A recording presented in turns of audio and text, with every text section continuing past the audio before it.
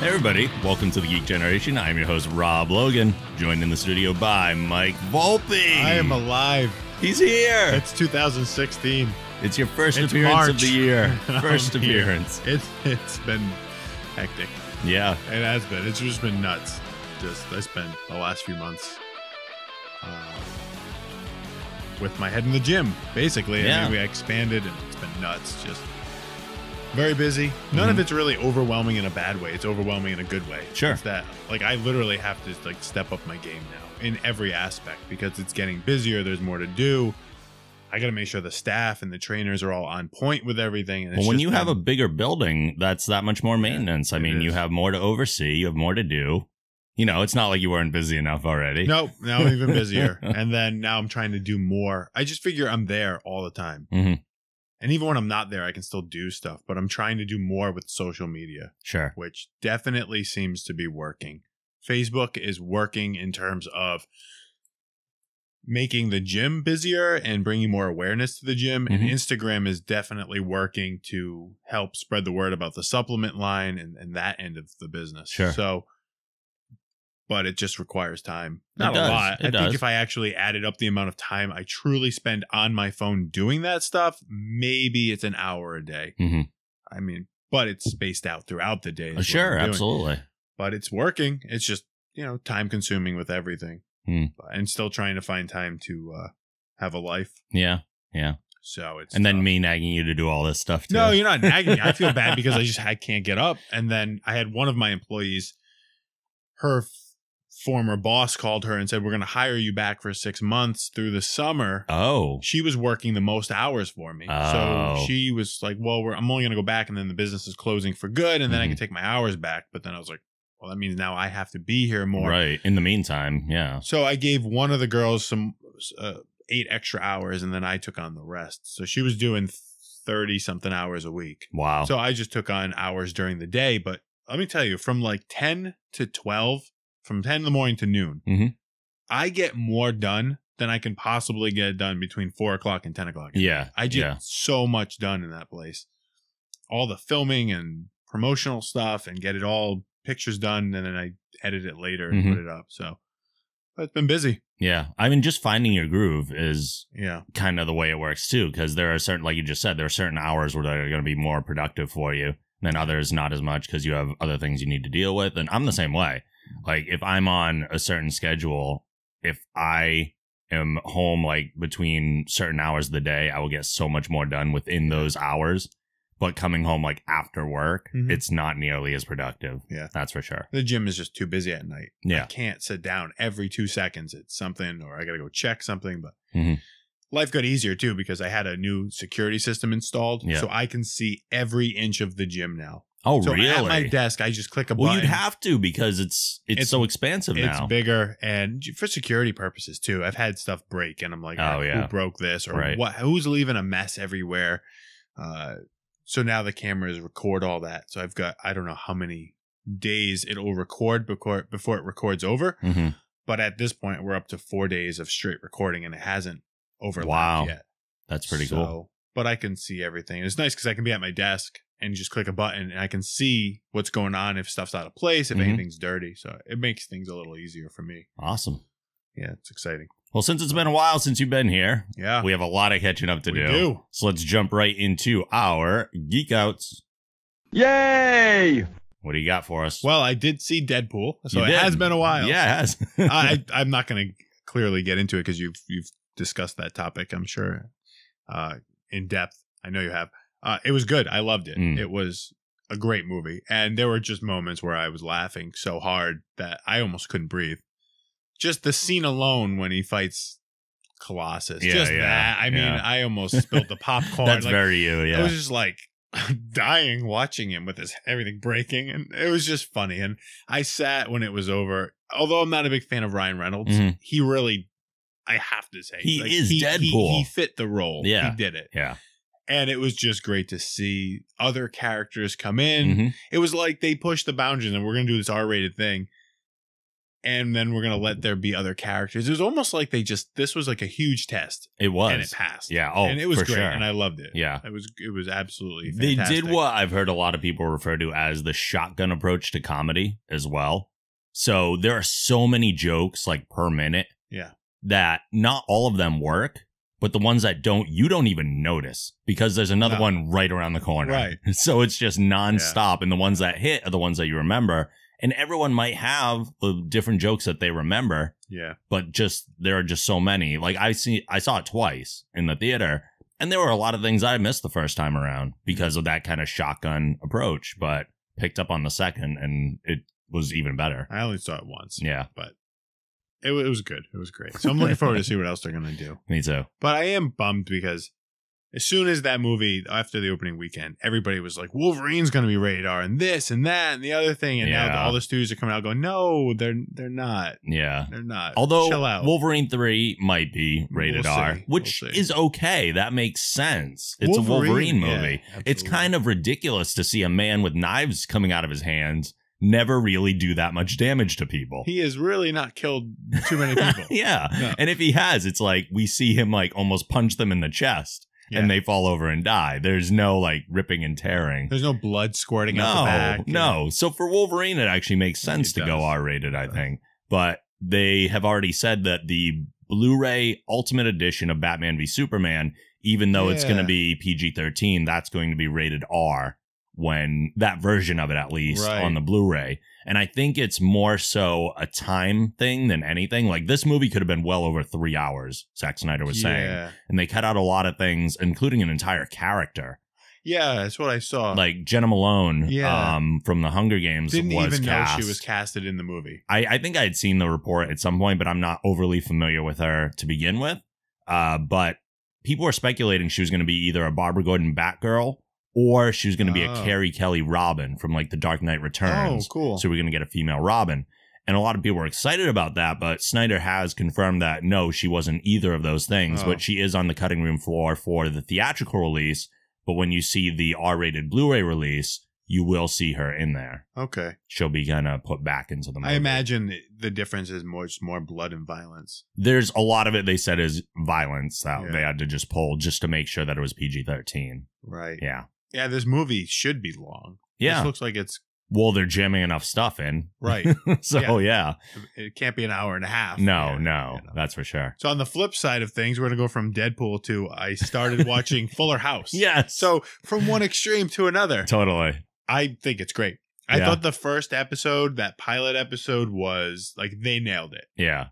It was cheesebally. It was very cheesebally. It was over the top. Everybody was there. They made fun of themselves. They continue to make fun of Mary-Kate and Ashley Olsen on a regular basis. That was like a 15-second take at the camera of just dead silence. Like they're too busy with their fashion empire.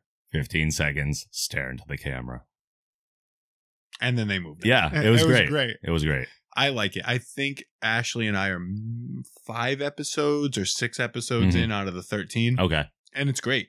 I've watched 4. So okay. So I'm right around probably the same place you are. So it made sense what they're doing with the show, that it's branched off. You know, the main characters aren't really there. It's the daughters now taking over. I mean, it's the complete opposite. It's 3 women in a house now raising kids. But it's still nice to have almost like the visitors per episode. Exactly. Like you get John Stamos in there for an episode. You get Joey Gladstone and Dave Coulier. And I did listen to Bob Saget. He was on the radio on like Opie and Anthony or whatever, or Opie, whatever show it was on satellite.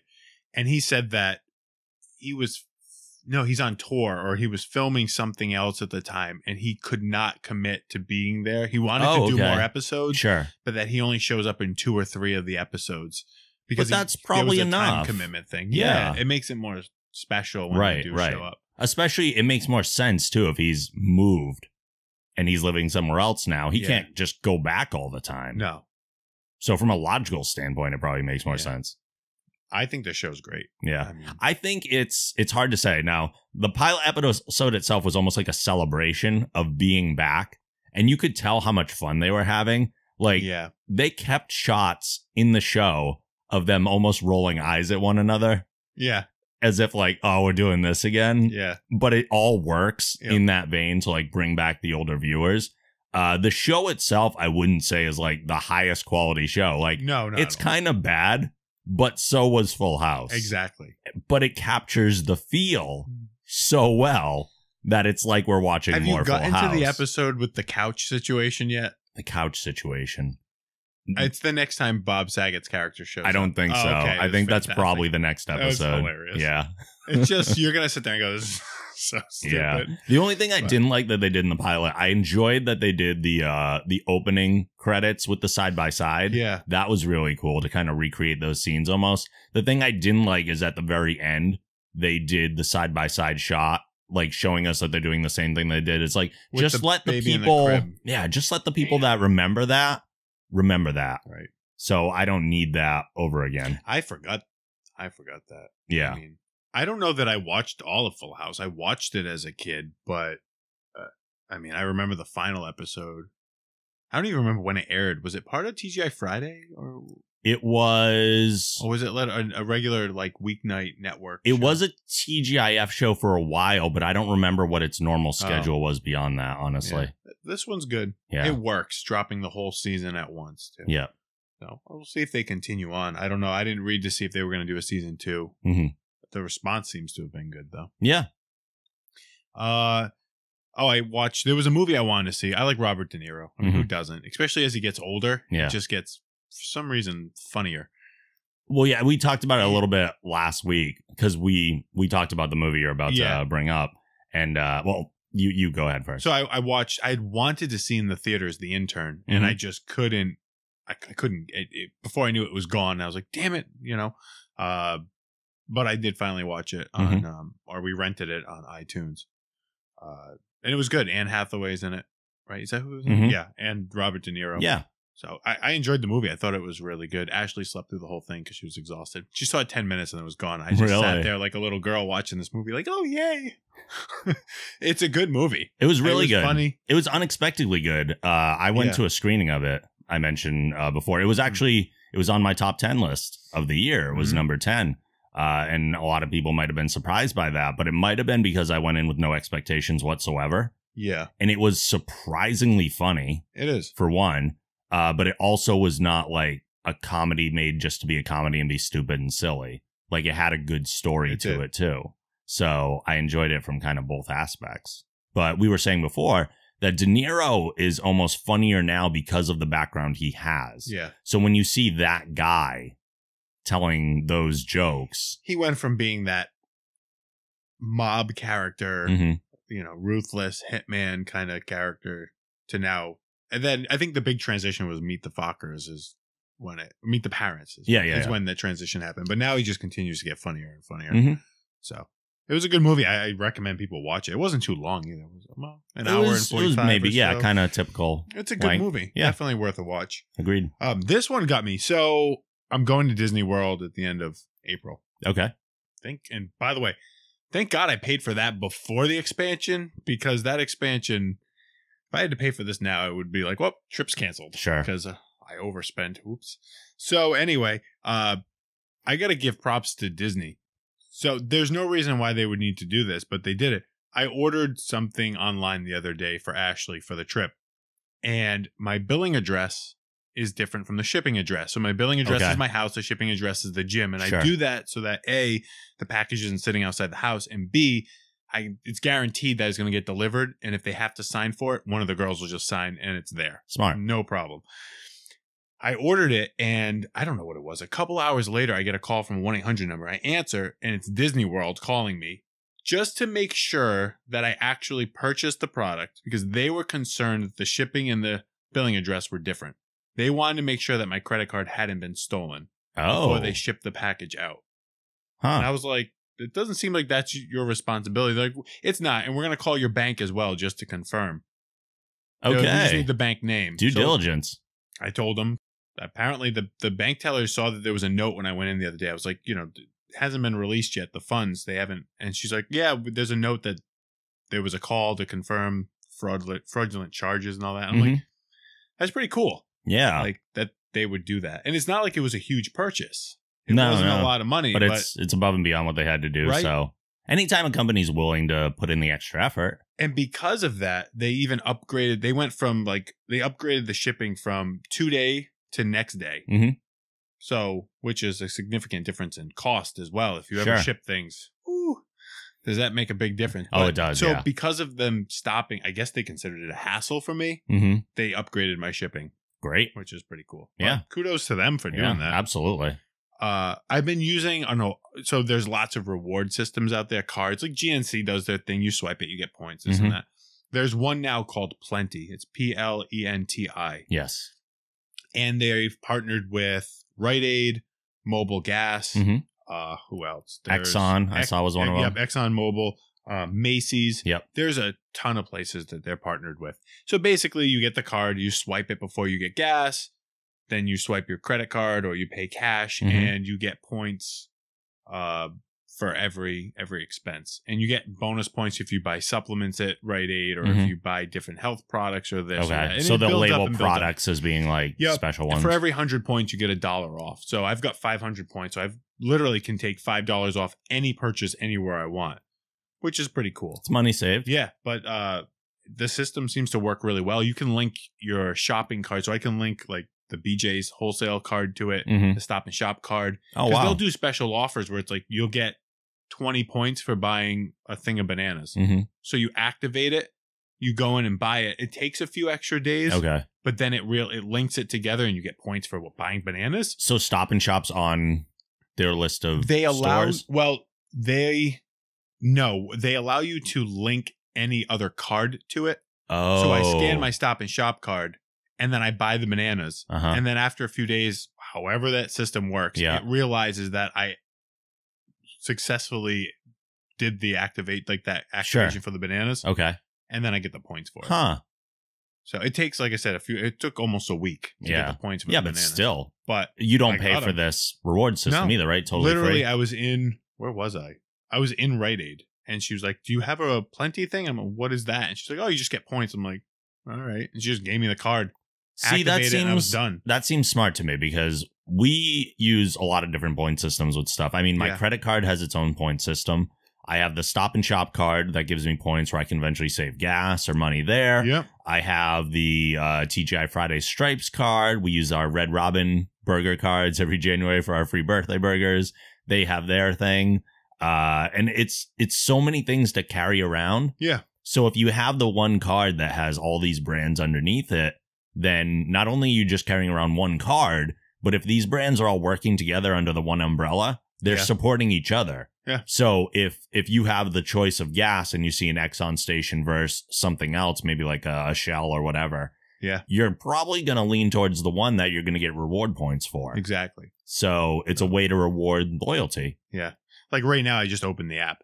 50 points for buying Honey Nut Cheerios. Earn 50 points when you buy one box of Honey Nut Cheerios. So if I click activate, and then on my way home today, I have to stop and go grocery shopping. Yeah. So if I go into Stop and Shop and I buy that box of Honey Nut Cheerios, as soon as they scan my Stop and Shop card, in 5 or 6 days, it'll link it all together and I'll get extra 50 points. That's so crazy. For buying that. And they do a lot of stuff with shampoos and soaps and all that stuff too. Yeah. So it's definitely worth getting. I mean, you're going to buy gas for your car anyway. You might as well try to go to Exxon Mobil. Versus getting points or getting no points. Yeah. I mean, the next time I get gas, I can literally just take $5 off the whole purchase. So it's pretty cool. Smart. It's definitely worth trying. Smart. Getting.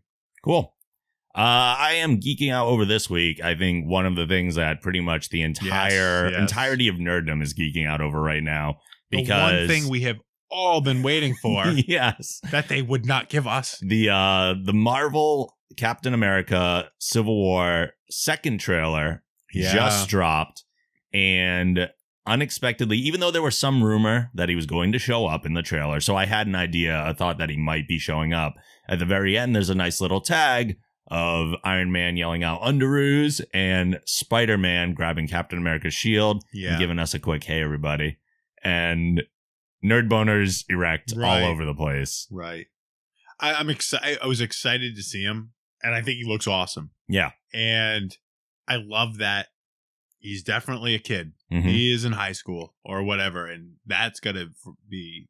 It's gonna be a great concept because you're gonna be overwhelmed. I mean, you're surrounded by adult superheroes who have ridiculous powers, and you are a high school kid, you know, who's now a superhero. That's exactly why I'm excited, because we're getting something so different. Not only because Spider-Man is finally going to be in the MCU. Yeah.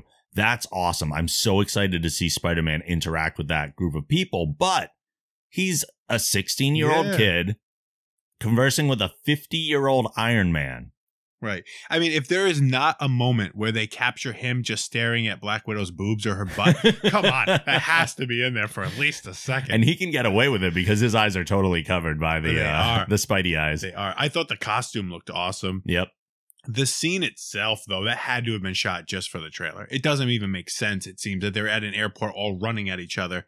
I feel like that scene... Oh, no, that's going to happen. It is? Yeah. Oh, I thought that scene no, it's going to happen. Is just shot more for, like, the trailer. I don't think so. Or promotional material. You have to think about it in terms of Marvel's very good about capturing the comic book feel and putting it into reality. Yeah. It feels out of place where it is, but think about the beginning of Age of Ultron where they all do like a group shot. That's true. Like they just leap. So part of a comic book movie, a good one in my opinion, is to actually almost recreate the visuals that you would expect to see in a comic book. Yeah. That's a 2-page spread right there where you're getting Team Cap on one side, Team Iron Man on the other, and they're charging at each other. We just get to see it on the big screen as if it's ripped from the comic book. So yeah, I think that's totally in there. Okay. I don't have a problem with it. Yeah. I had no problem with any of it.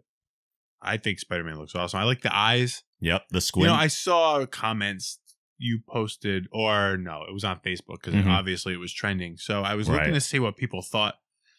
And they're just complaining to complain. Everybody just likes to complain. Everybody was like, we want Spider-Man. Here's Spider-Man. But his eyes squinted. He's too comic booky. And I'm like, the Avengers are the most comic booky superhero movies that are out. When you look at Batman, Superman, the X-Men, Fantastic Four, and everything, the Avenger movies were the most colorful and most cartoony. Yeah. So how does he not fit? I love that if you look on it, there's multiple layers to the eyes. Yep. So I'm sure Peter Parker figured out a way to make it so, you know, the mask would mimic his eye movement. Yeah. And either way, I don't give a shit. It brings more character to the face of Spider-Man. You want to know what did that really, really well? Deadpool. Right. He had CGI eyes for most of the movie. Yeah. There were occasions where he had on the practical ones, but most of the time, like I saw photos from the set. Yeah. And it's an open eye area with like those little motion capture balls around the outside of it so they could draw those in later.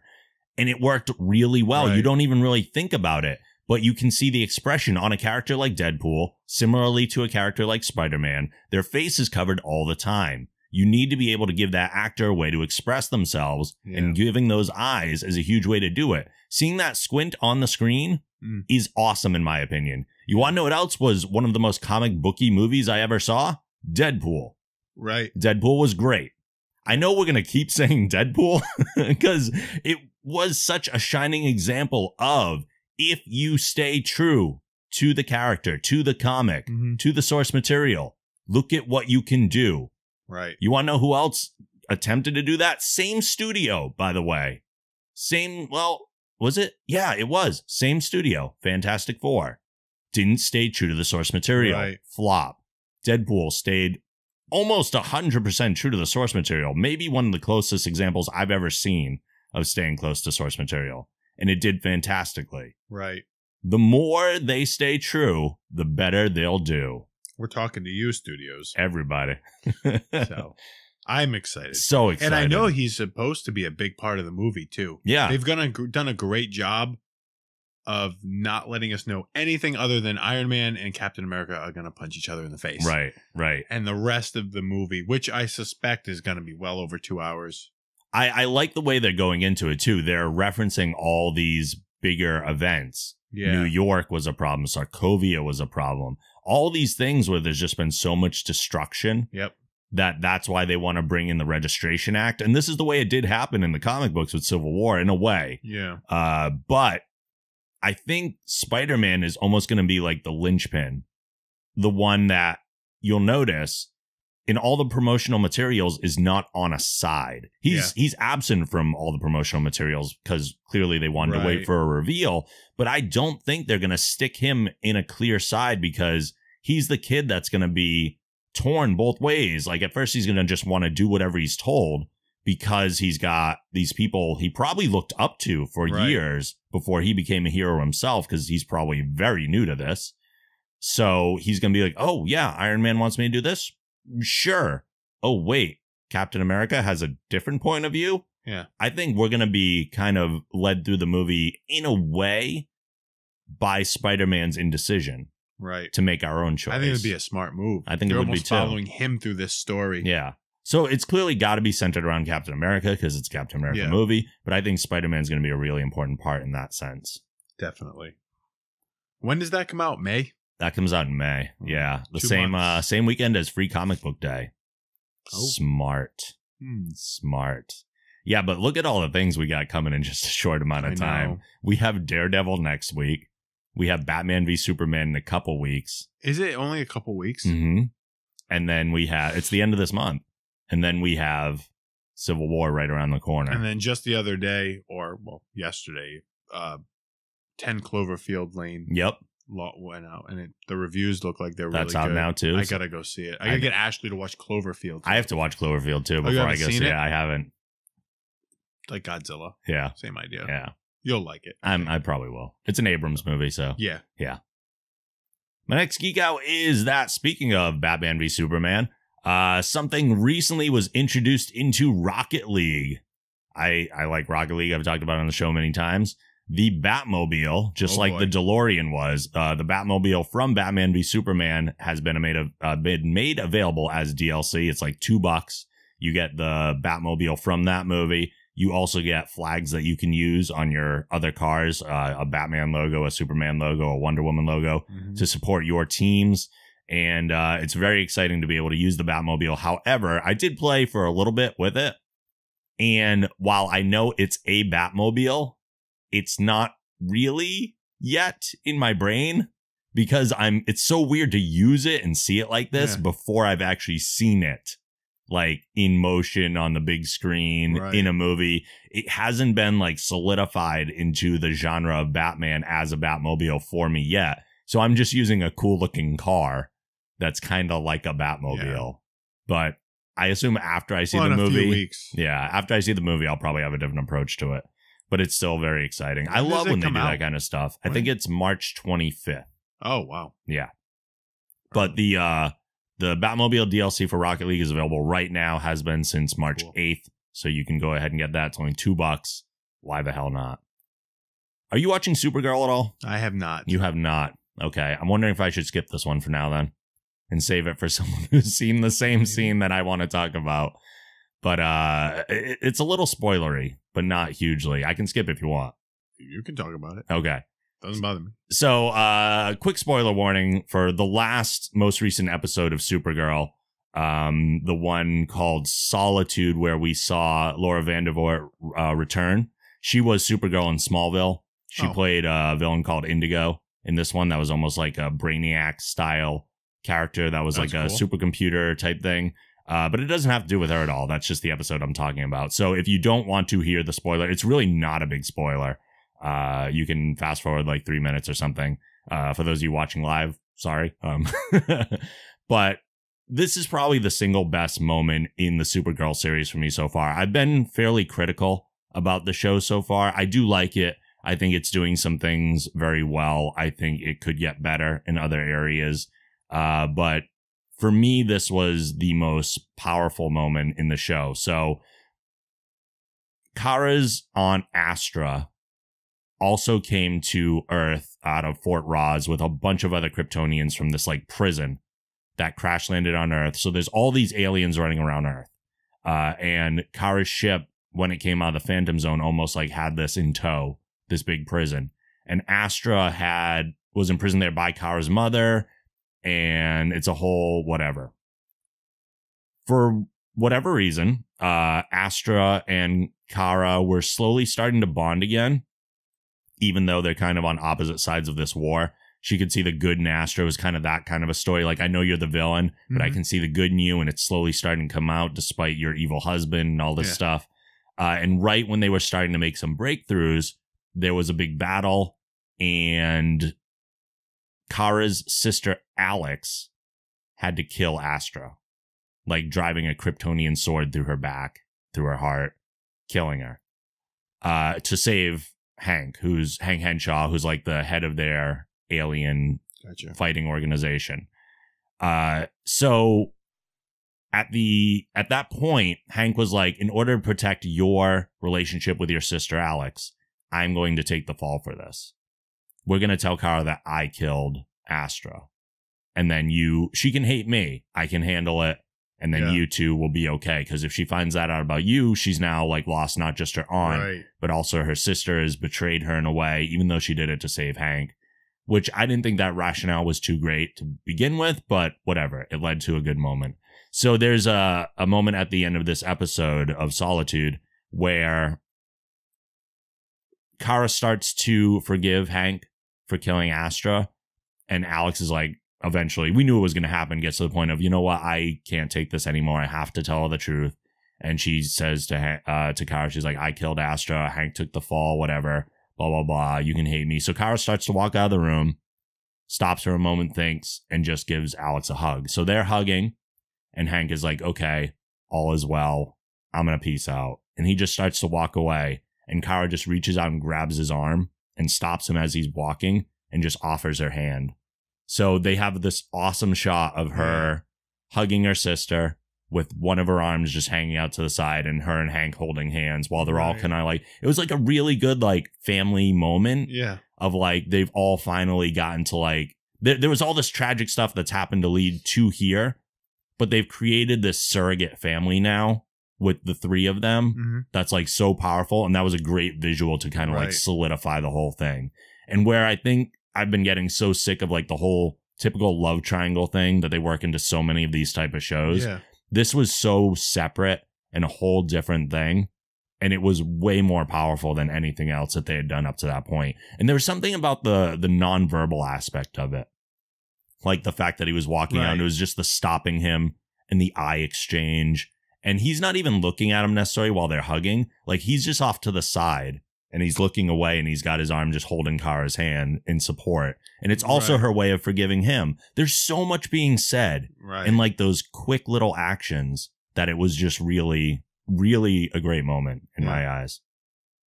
Cool. That's it. It's rare that at a moment in a show like really just makes you go, oh, that's. Well, then they nailed it. Yeah, I'd be like, that's so well done. Sure a lot of other people who watch the show, I hope so. That as well. I hope so. It doesn't have to always be verbal. No. Half the time it's better when it's not. Like that, then that's good television or a good movie or whatever it might be. Totally. Definitely. My last geek out is related to Twitter. Yes. And one Mr. Kevin Smith. This was quite unexpected. Kevin Smith is a guy that favorites, or I think they changed it to likes now on Twitter. He likes a lot of tweets if you mention him. So I've gotten likes from him in the past, and it's been exciting, but it's like, I know he does that a lot. I've seen at least. So I saw Kevin Smith tweet out randomly. He said, I get chills when Dave Grohl sings I Never Want to Die in Walk by the Foo Fighters. It's the most relatable lyric in all of music history. On the show, probably like the beginning of this year, and on the site, we had posted and talked about a Superman short called A Smallville Man. It's really almost like an animatic. It's a series of illustrations, and it tells a story of Superman while also telling a story of a young Clark Kent watching his father stand up for somebody being bullied, and those stories kind of intertwine, and it's wonderfully done. And the whole story has Foo Fighters' Walk in the background of it as the soundtrack.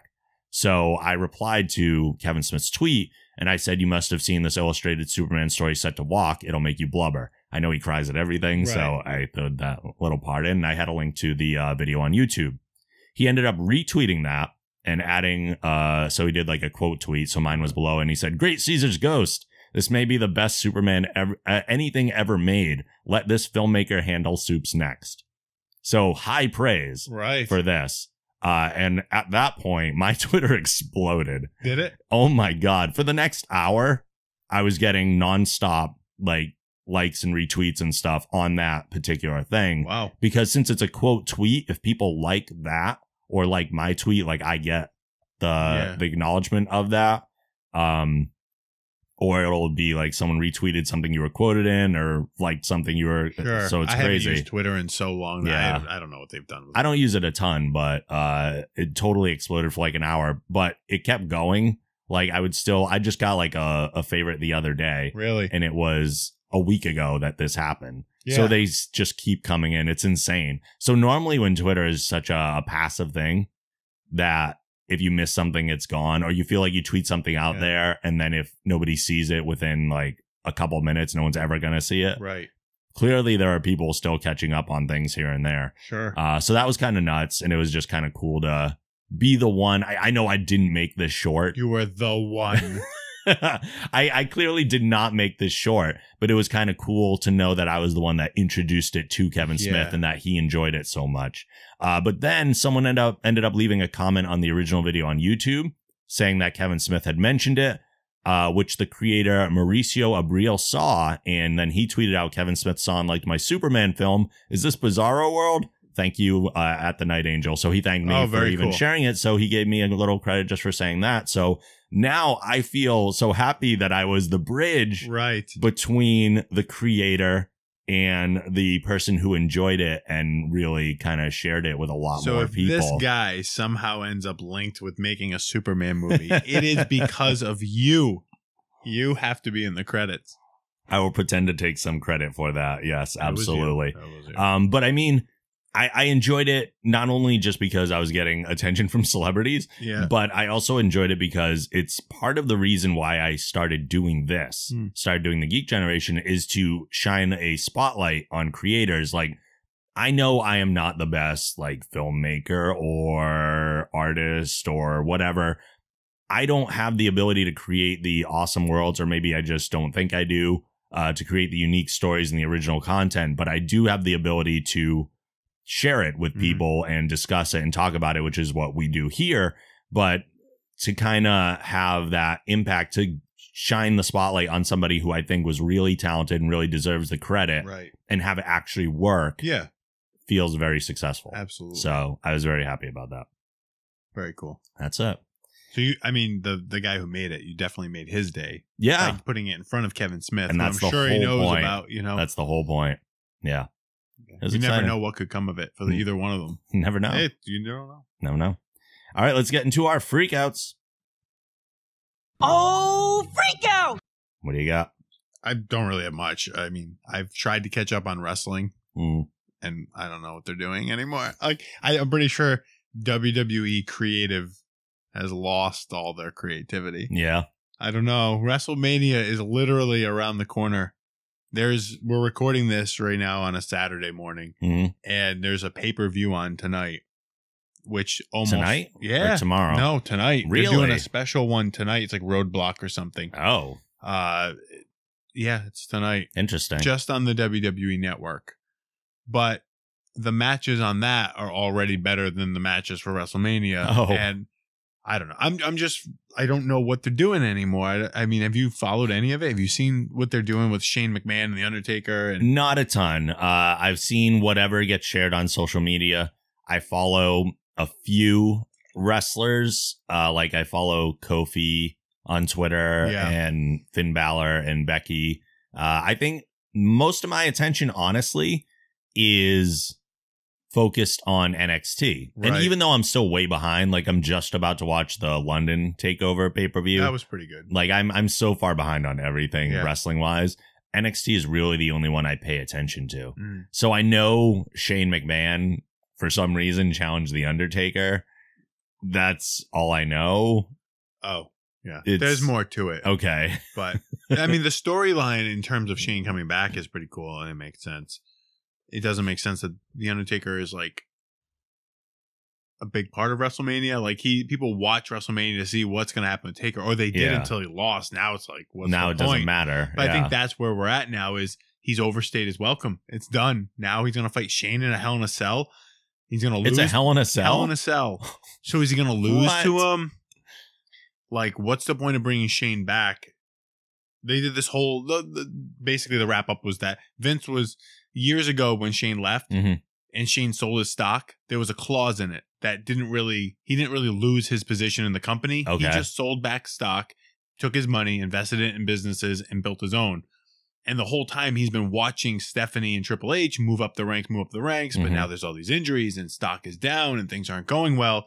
So Shane wants to come back now and take over his rightful spot and say, I can fix the company and move it in the right direction. Interesting. And Vince said he basically did it publicly in the ring, embarrassed Stephanie, embarrassed Vince. And Vince goes, that's fine. You can have your spot back. One match, one location. So you can have your spot if you win? If you win. But doesn't that go against the clause, though? Well, no. The idea, he wants to take control of Raw. So they're back to one McMahon wants Raw, one McMahon will take SmackDown. Yeah. But the issue is that Vince goes, all right, that's fine. You're going to face The Undertaker in a Hell in a Cell. And it's like, okay, so you bring Shane back. You bring him back. It's like he has to win. What's the point of bringing him back if he's not going to win? But then you put him against The Undertaker in a Hell in a Cell. So you're going to have Undertaker lose to Shane McMahon in a Hell in a Cell when he beat guys like Shawn Michaels and Triple H and like all these other guys. And Shane McMahon, who's not even a wrestler, is potentially going to beat him. Like something's going to happen for it to make sense for that to happen. Like, and if that doesn't happen and Undertaker wins, then Shane's it's gone. like, So and Shane's what was gone. the point? So the whole thing was just to be like, Shane's kind of back, fighting a guy that streak at Mania doesn't matter anymore. Right. So here. It's like, what was the creative there? Yeah. They have all these guys that they could have put Taker against, and then they don't. I don't know. Just the whole thing is just a mess. Nothing is building up this year. There's nothing building, really. Yeah. I don't know. I watch it. I catch the end of it, or I'll catch it. I have the USA app on my phone, so I can see Raw if I'm not home. I don't know. I can't follow it. The NXT stuff is great. Don't get me wrong. Yeah, and they're going to great. have some matches at WrestleMania from NXT, and those will probably be the highlight of the show. But I don't know. I'm like, this is not looking good. Yeah, like sometimes I will see something cool and I'll be like, oh, should I be watching wrestling again? And then I hear more stuff and I'm like, no, maybe not. Right. Maybe not. I mean, of course, I'll watch it. WrestleMania, because of course we'll watch WrestleMania. We're idiots. But but I don't know. It just doesn't look promising. Yeah. I wish Matt West was here because I would love to hear him talk about this. I'd like to get his perspective on people that are actually watching regularly. Right. Because he does sometimes have a different perspective on things. But okay. Yeah, that was it. It's just like that's the only thing I try to spend time and I'll watch, and it's letting me down on a regular basis. And I'm getting frustrated. That is a bummer. My freak out is one that, just like everyone being collectively excited about Spider-Man, I think people were fairly collective about hating the Ghostbusters reboot trailer. Finally dropped. Actually, two of them. There was the regular trailer, and then shortly after there was an international trailer that dropped as well and gave us some additional footage. Comedy trailers generally showcase some of the best jokes in the movie. Yeah. We got ghost vomiting. We got the supposedly awkward let's go bit. We got a stage dive fall where someone does a stage dive and then someone moves and someone falls through, and that was terrible. Right. We got the pushing on a pull to open door, which, we've never seen that before. And then a ghost logo with boobs. I really hope that's not the best they have to offer. We're doomed. Somebody did mention that Paul Feig is notorious for not putting the best stuff in the trailer because he thinks it should be saved for the movie, which is something I agree with. Yeah. That should be the approach you take.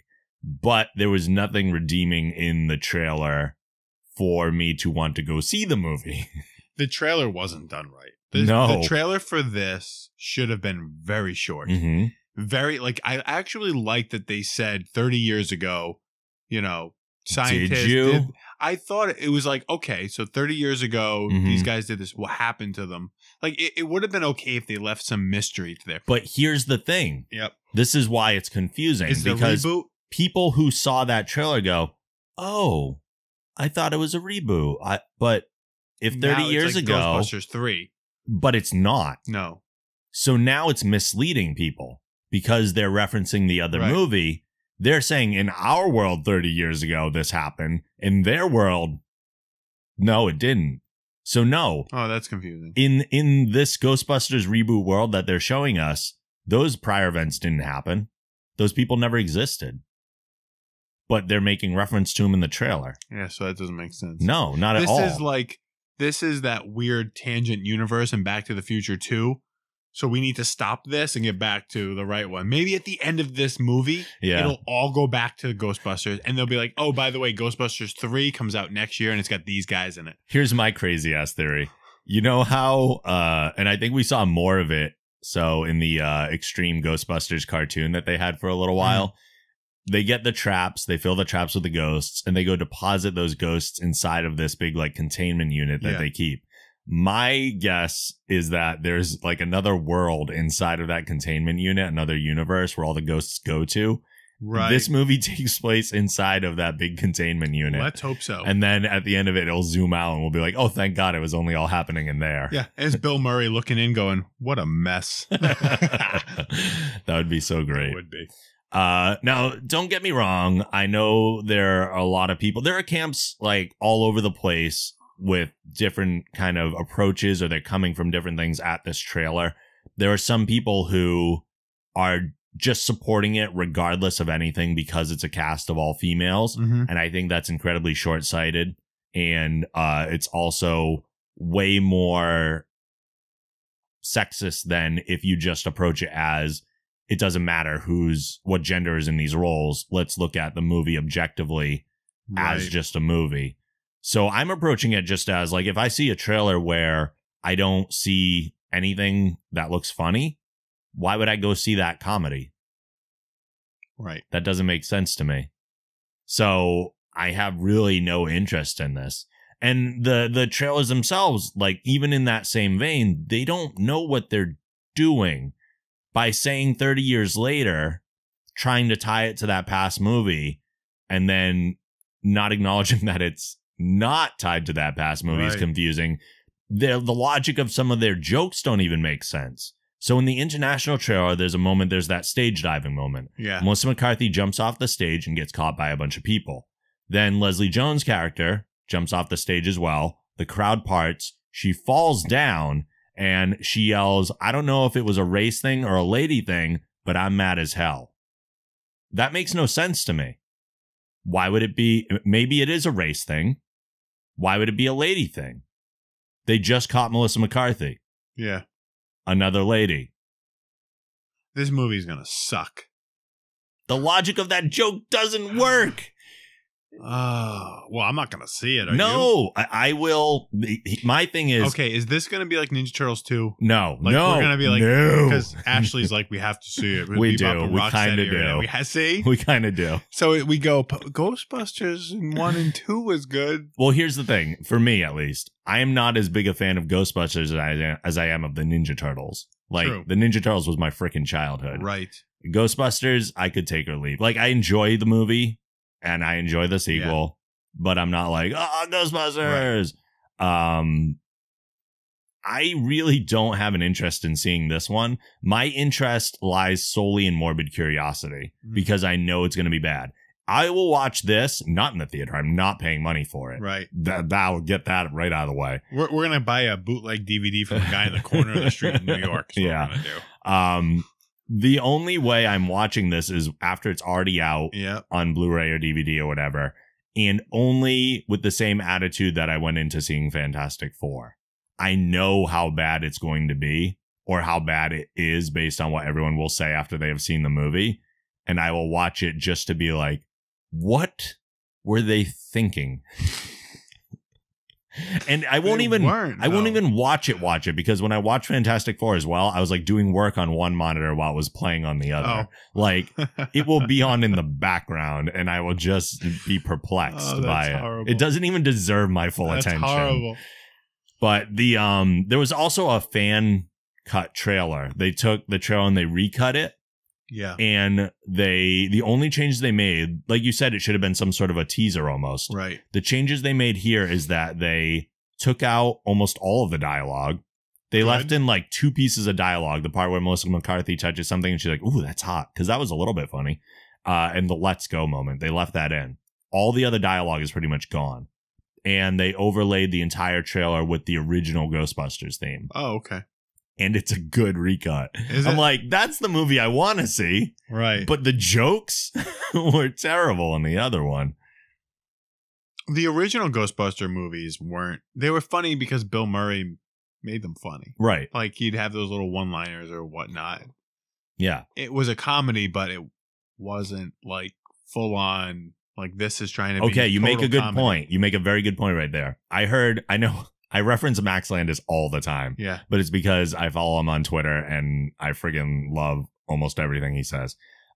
So he was on the Kind of Funny YouTube show or podcast with Greg Miller, and they were talking about their reactions. They talked for 50 minutes about the Ghostbusters trailer alone. And Max was saying that the reason Ghostbusters works, and a lot of reasons that our older comedies work, whereas the newer comedies are all failing, is because Ghostbusters is not a comedy first. Mm-hmm. Ghostbusters tells the story of these scientists stopping the ghosts from invading New York, and it's sprinkled with humor. Right. And that's what makes it so good. The Ghostbusters now, granted, we can't speak completely about it because we haven't seen the movie. True. But most comedies we see now are jokes first, plot situations second. So the events that lead to the jokes are not as important as the jokes in our modern comedies. Even Deadpool had a story and then was covered in jokes. Yes. You guys can't get this right. So plot. How could the Ghostbusters not get this? Yeah, it needs to be a sci-fi action movie first and a comedy second. Right. And then, if that's the case, then we buy into the world, we buy into the characters, and then the jokes have a place to live. Mm-hmm. They're not these standalone little pieces of supposed humor that you just branch together through this weird series of events. Yeah, makes sense. I think that makes a ton of sense. So it can't be comedy first. It has to be story first. And yeah, this is just a huge mess. Ghostbusters will be. Huge, giant mess. It's going to be a train wreck. It'll be good. Okay, let's do some reviews real quick. You saw another kids movie. I did. Well, Ashley has a 3-year-old. I can tell. A lot of the movies I see are your theater going experience has changed a bit recently. It has, but my popcorn eating has increased a lot. Oh God, we go through 2 buckets of popcorn now in a movie. Oh my goodness. Oh, I know. The larges, they do free refills. That was the worst thing they could tell us. Yeah, but that means you have to leave the theater. It does. Guess who's the one who has to leave the Oh theater? no. Usually it's me. I don't mind. Usually it's a kid. I'd be like, fuck no. We got the second, when we saw Deadpool, we went through, her and I, a thing of popcorn, and then we looked at each other like, who's going to go get it? And I was like, oh, I will. I would not have done it. And then the guy who filled the popcorn thing was trying to talk to me about the movie that I'm trying to watch. Right, like, Isn't it funny? And I'm like, I gotta get back in there. I don't know. I'm missing it right now. So yes, I saw Zootopia, but I actually was looking forward to this. And I thought it looked funny. The first trailer that they launched had me dying. Like the thing I was with the sloth. laughing at the movie trailer in the theater. I don't even know what I saw. Kung Fu Panda 3 or something. Yeah. And I was laughing at this going, this is awesome. The DMV sloth bit was hysterical. I think it's probably one of the best parts of the movie. Yeah. It was good. But the idea of the movie, it's a Disney movie. It is about just, so there's no humans on the earth. Mm-hmm. It's the animals have evolved to the point where they can all live together and they have cars. It's the human race, but replaced by animals, all different animals. So it's about a rookie bunny cop and a cynical con artist fox that have to work together to uncover a conspiracy. Okay. So the focus is on the bunny and her upbringing, and it's how the animals have separated themselves. Like the bunnies all live in this bunny section of the land, like you'd say, like Massachusetts is filled with bunnies. Oh, really? All they do is farm carrots. So they're all segregated. They're segregated, all the different animals. That way they don't eat each other. In the city, they're not. They're mixed together in the city, in Zootopia. And the police are generally the bigger animals. The hippos, the rhinos, giraffes. They're the bigger animals. Bouncers. Are the police. Yeah. So this little bunny has a dream. And the underlying story here is that you should follow your dreams while the rest of the world is telling you, no, go do what you're supposed to do. Get a job, get married, have kids, repeat the cycle. Sure. And she's going, no, I have a dream that I want to follow and I'm not going to do it your way. And like literally the whole movie, the whole time, all the bunnies are like, no, that's not life. Like there's this battle for her. So she goes and becomes a cop. And there's also the part of it. It's really interesting how they make this fit into the world, because they're like, the foxes hate the bunnies and they will kill you. Oh. So don't go near. They have fox spray, fox repellent. Oh my goodness. So and now she bumps into this con artist fox who she has to work with, and there's this underlying fear for her that he could change. And I'm not going to ruin what the conspiracy is, but the movie is really good. The only issue I have with it is that it's long. Yeah. But this is like the second Disney movie that went long. Frozen was just about as long. Okay. Hey, did you see Frozen? I did, yeah. I own Frozen. You own it? Oh, Yeah. I felt it was a little long. Okay. This one is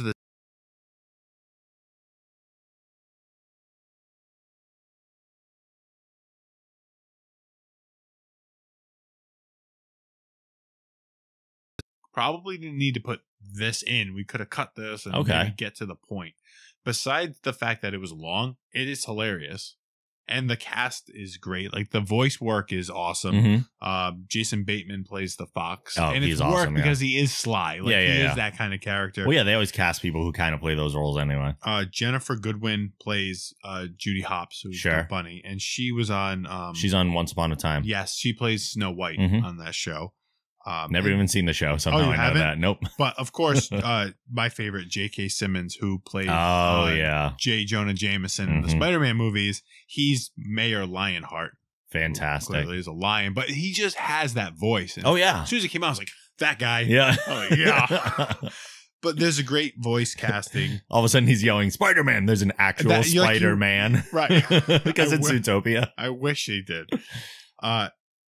It's a really good movie with a lot of underlying, like I said, I guess social messages. And by the end of it, it really does. Disney does a great job of saying you should go after whatever you're trying to accomplish. Don't let other people put you down. There's almost an anti-bullying aspect to it as well. So I don't know. You leave the theater and you kind of feel good about yourself. Disney tends to be pretty good about driving home whatever message they want to get across. They drive it home. All right. Yeah. They do a really good job. It's a good movie. You don't have to have kids to see it. I'll absolutely see it. I've never not gone to a movie because I shouldn't be there. If you don't have kids, it's probably not something you're going to see in the theater. Yeah. You'll probably watch it on Netflix or something. But it's another solid Disney movie that's worth watching. Great. I would give it like probably 4 out of 5 stars. I look forward to it. Yeah. I'm surprised you haven't seen it.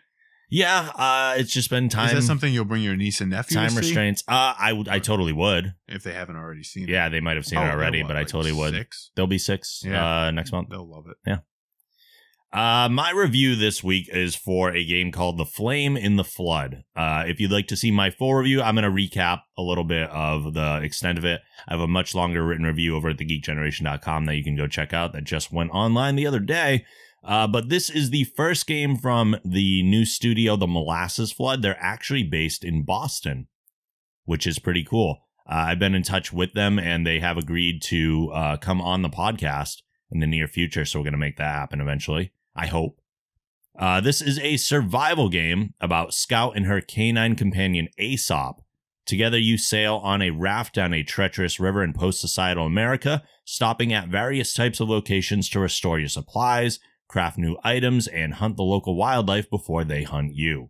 So in the past, I've talked about another survival game a lot, Don't Starve, where it's kind of like endless play. You have this large area of land that you can check out and explore, and your goal is really just to stay alive. This game is also a survival game. And yes, you do have to try to stay alive, but it's also a little bit more than that. So there are two modes in The Flame and the Flood. There is a campaign mode and there is an endless mode. The campaign story is a little bit thin, but it's kind of nice in a survival game to have an ending. So some people are intimidated by survival games because it's like, I don't want to play a game where my whole goal is to just see how long I can play. Yeah. In The Flame and the Flood, you can do that in the endless mode, but in the campaign mode, there is a thin story to tie everything together, but it's nice that it comes to an end. And it will be several hours of gameplay before you actually reach that ending. And then you could say, okay, I experienced the game.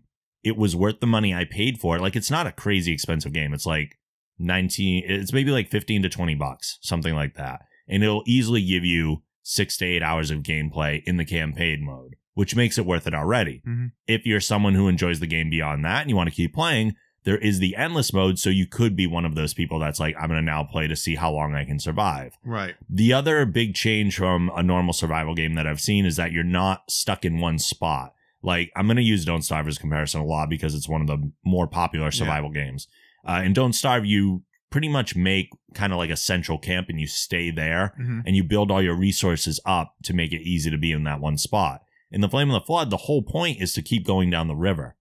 So you don't, and you can't go back because the current's going in one direction. So as soon as you pass an area, it's gone and you're moving forward all the time. And that's actually kind of nice too. Like, I don't have to always feel like I have to go back to this other place to do this thing. The only thing that's common for you the whole time is your raft, which you can upgrade and make better to help you survive. Like, you can throw a tent on it to sleep in and get out of the rain. You can build a water purifier on it because you got to keep finding water, and the river water is not something you can drink. But if you have a water purifier, you can make that instead of making filters. You can put a stove right on your raft to keep warm and cook your food and things like that. So that's all good, and that stays with you. Like most survival games, there's 4 different meters. You have a hunger meter, a thirst meter, a body temperature meter, and a fatigue meter. So you got to make sure those are in check all the time. You have checkpoints in this game instead of true permadeath. So permadeath is a fairly new, I don't think it's super new, but in survival games, you see permadeath all the time. Don't Starve has it. So the problem with permadeath is when you die, it's done. You start from the beginning, from scratch. I remember that happening to you. So you can play for hours. You can put weeks. You could put months into a playthrough. And then if you die, it's all over and all that time is gone. In The Flame and the Flood, there is permadeath. When you die, the game ends. But you could jump back to a previous checkpoint. So you might lose some gameplay and some of the progress you made, but you don't have to start from scratch necessarily. There's also a mechanic, too, where the entire time you have Aesop with you, who's your canine companion. And let's be honest, any game where they give you a pet dog is a better video game. It's true. It really is. True. And on the bonus side, Aesop can't be hurt and Aesop can't die. So not only do you get a pet dog, but you know nothing's going to happen to him. Right. So no tears at the end of this video game because Aesop's going to die or anything. Thank God. But Aesop has his own backpack. So in addition to your storage, you can give things to Aesop and he can hold them on his backpack. But when you die, if you decide to start a new game, you will retain the items that Aesop was carrying. Oh, okay. The game actually starts with, you see like a skeleton and it has a backpack and it starts with Aesop grabbing that backpack and pulling it over to you. Oh. So he's almost like bringing your inventory, or at least part of it, because he can only carry so much as well. But whatever items you deem really important, if you keep them on Aesop, those will continue over to your next game. So that's cool. As you go down the river, there's a bunch of different places that you can dock at. There's like a hardware store where you'll find workbenches where you can upgrade certain things. You're also more likely to find nuts and bolts and lumber. There's campsites, which always have a burning fire. So there's different categories to each of these different places. And you'll need to make some hard decisions as to which ones you're going to go to. So you'll see various campsites throughout. You know, you'll see various hardware stores. They'll come here and there, but the river will sometimes split or will just be wide enough so that you have some locations on one side and some on the other. But since you have a current going in one direction, you might not be able to make it to both. So you could go over to one side and then not be able to make it back over to the other one after you visit that in time because the current's taking you too far down the river. So you have to make some choices about what kind of items do I need? Right. What location is more important to me right now? Can I wait for another one like this coming down later on? So that's interesting. One of those places is also a marina where you can upgrade your raft. Yeah. Which we talked about a little bit before. The visuals in this game, super charming. It's a beautiful looking game. The environments are awesome. Sometimes I would just get lost in like you're sailing on the river down to the next location and you see like the sunset hit the top of the river. It looks so awesome. Really? So the graphics are great in that way. And it's not anything like crazy detailed graphic wise. It's just really stylistically charming and nice. And they were very smart to get alt country rocker Chuck Reagan involved in the project. He created an entirely new original album of music for the game. And he provides the entire soundtrack, and it really lends a nice tone to everything. And the world that it builds is just so damn charming. Like, that's a reason that you want to stay invested. The game, unfortunately, has a lot of bugs. Some of them are game-breaking. I've ran into a lot of things that are kind of clunky and kind of buggy, and I'm hoping they'll update those in patches, so there's potential to fix it. But if you can work your way through those bugs, it is such like a nice, almost comforting game to play. It never gets like crazy stressful like another survival type game might. Right. A lot of the times when you see enemies that would be hunting you down, you can just straight up run away. Oh, okay. So there are areas that I've gone into and I hear a howl, and then 3 wolves will show up and I'll be like, later, and I'll just run away. And I'll just go back to my raft and keep going down the river. I'll be like, I wanted to go to this area, but this is not for me. So you just continue on. How long have you lasted so far? What's the longest without dying? I did finish the campaign mode, and I think that was something like 42 days or whatever. Not real life days, obviously, in-game days. But I haven't gotten super far in Endless just because I haven't played as much since I finished the campaign. But I can see myself like pulling the game out every now and then, just be like, I miss this kind of relaxing chill. There's something very zen about it. Really? Like, the crafting system isn't... It's funny that there's something very zen about a survival. Right, I know, right. The crafting system isn't super deep. Like, you'll memorize all the crafting recipes within the first couple hours of playing, probably. And it's a lot of repetition from there on just to, like, maintain all your meters. Yeah. So in an endless mode where you're not going anywhere and you're just trying to survive, it really is just repeating things over and over for maintenance reasons.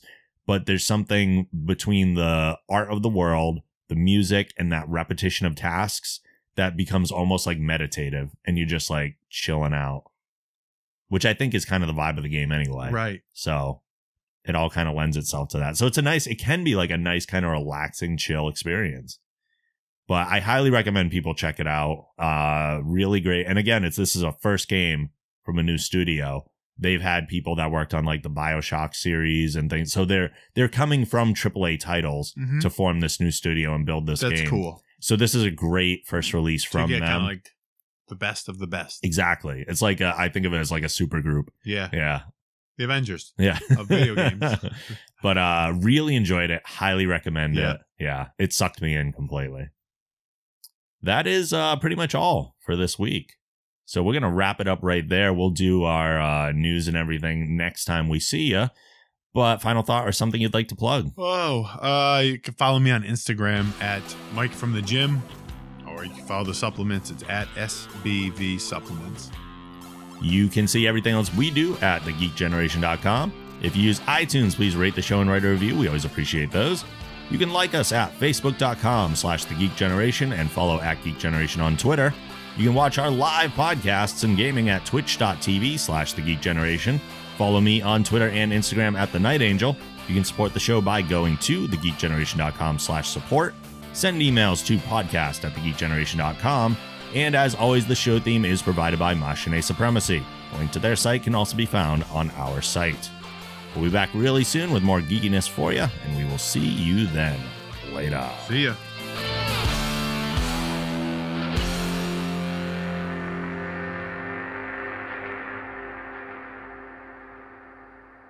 Make it so.